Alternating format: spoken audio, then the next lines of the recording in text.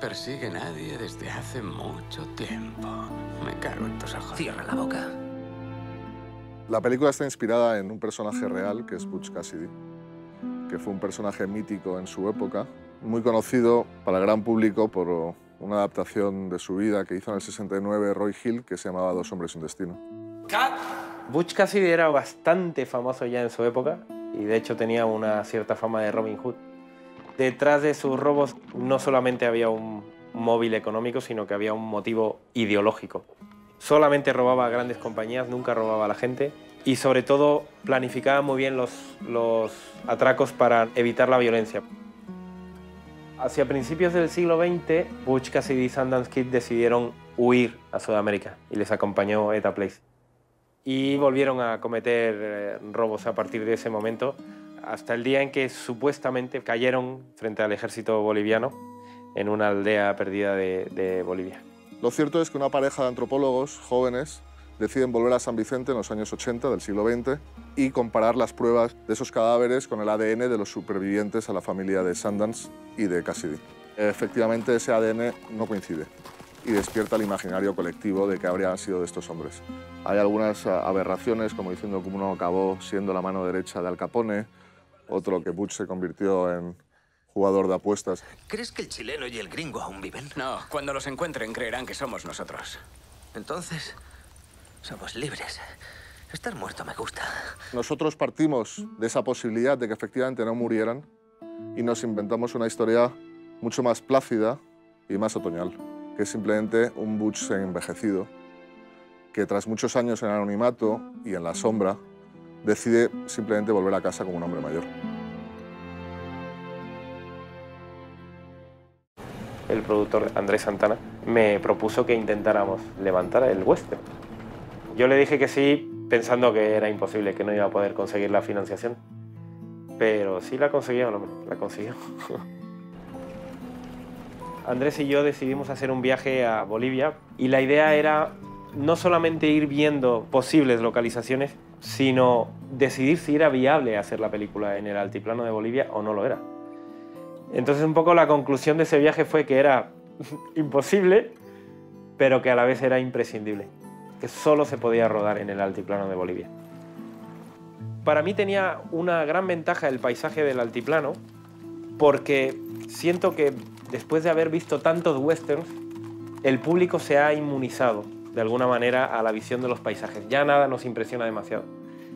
Pero me pareció que era un buen truco utilizar un paisaje que era distinto al paisaje habitual de los westerns, porque de alguna manera eso te hace volver a ver el paisaje y volver a sentir la importancia del paisaje. El salar de Uyuni es como una muerte dulce. Será duro. Teníamos el miedo de que ni siquiera leyeran el guión cuando hiciéramos la propuesta a los actores que nos hubiésemos planteado.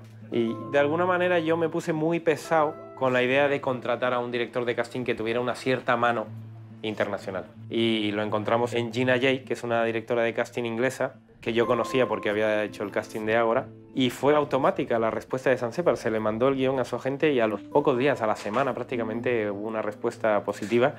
Y además la entrada de Sam Shepard sirvió para que Stephen Rea entrara en el proyecto también, porque son muy amigos. En ese sentido he sido muy afortunado porque he tenido dos monstruos. Obviamente porque a los dos les gustaba mucho el guión, pero no recuerdo siquiera que preguntaran quién era yo o qué había dirigido antes.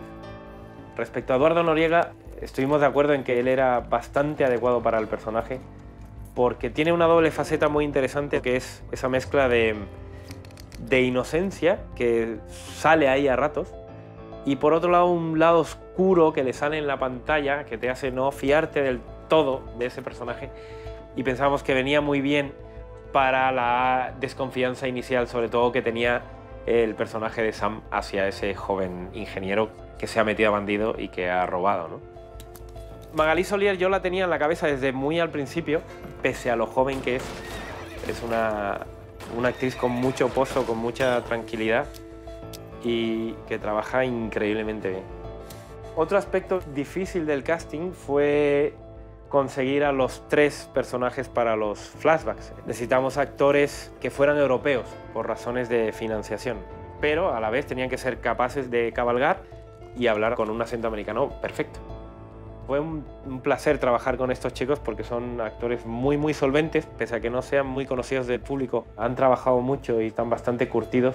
Y por último estaba el casting boliviano, que son personajes ya más pequeños, pero que tienen su importancia porque van creando un background y sobre todo te van contando un aspecto social que tiene la película y que es muy importante para que entiendas las decisiones finales de los personajes. Respecto a la fotografía, yo creo que Juan Ruiz Anchía y yo teníamos muy claro que no queríamos impostar. Queríamos que reflejara muy bien el entorno, que ya expresa mucho de por sí, y de alguna manera sentir el western. Pero eso casi más que a través de la iluminación, creíamos que se iba a conseguir a través del encuadre, ¿no? Y de la elección del fondo también, porque aparte trabajábamos mucho con luz natural. La película tiene una ambientación totalmente creíble y muy apoyada en elementos reales. Es cierto que en el altiplano puedes encontrar sitios que se conservan prácticamente como hace 100 años, y eso es una gran ventaja, pero también hay que saber encontrarlos, verlos y sacarles el partido, ¿no? No es lo mismo un presupuesto ajustado de arte en Bolivia que aquí, o sea, realmente te permite ser bastante más ambicioso, respetando que a lo mejor no existe la cultura esa de los decorados falsos, en el sentido en que nosotros los podamos entender, de hacer moldes de escayola, de piedras. Pues como no se pueden hacer moldes de escayola, pues hacíamos un rancho de verdad, para alegría del dueño de la localización, que se queda con el rancho allí puesto, ¿no? Hola, escribía sobre usted. El país está un poco suspendido, en algunos aspectos, no en todos, pero en algunos aspectos está suspendido de una manera visual en ese mundo, ¿no?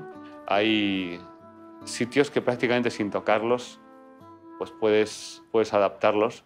Y luego desde un punto de vista práctico, también de atrezo, hay todavía muchas cosas que puedes utilizar. Existe la artesanía, todavía se pueden fabricar las cosas, encontrar tejidos naturales. Nos hemos encontrado con la posibilidad de poder confeccionar y de encontrar todavía piezas auténticas como ponchos y ropa típica de allí. El elemento más delicado en el vestuario era cómo hacer esa banda de perseguidores que son indígenas, cómo huir de un cierto folclorismo que a mí me daba mucho miedo, creértelos como personajes amenazadores que están persiguiendo por un dinero y que son realmente peligrosos, y también a través del vestuario llegar a entender en cierto momento de la película cuál es su origen y por qué están donde están.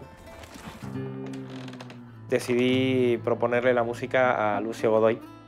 Sentí que le podía dar ese levísimo toque latinoamericano, que es muy leve, pero que está ahí, que siendo un tipo que maneja bien la guitarra, también iba a saber recuperar ese toque de country cuando hace falta en la película, y finalmente le iba a dar el sentimiento que yo estaba buscando, un sentimiento que además me parecía muy importante, que no se impusiera a los personajes ni al espectador. Y creo que Lucio Godoy es experto en hacer eso, en meterte anímicamente en la película sin que te des cuenta y sin que notes prácticamente la música. Es un western muy sui generis, es decir, es una cosa que transcurre. Tenemos ahí al personaje de Butch Cassidy, tenemos toda su historia detrás, pero estamos en Bolivia, estamos en principios del siglo XX, los indios ya no son Sioux ni Cheyennes, son indios bolivianos, las planicies ya no es Norteamérica, sino que estamos en los altos platós de Bolivia, entonces a mí me entró como en una mezcla de euforia y pánico, todo junto, diciendo qué bonito, y ¡oh, Dios mío, ¿qué voy a hacer? ¿Qué música le pongo a esto?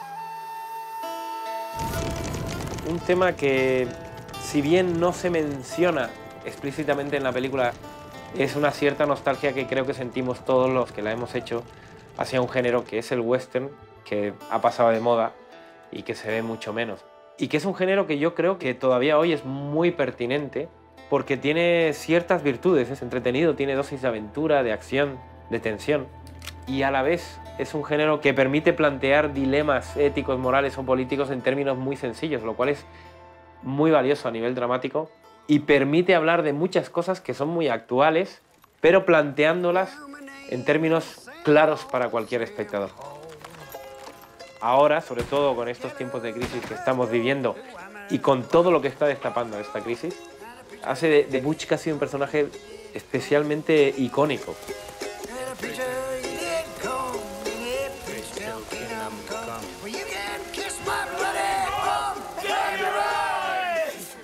Ha ha ha ha!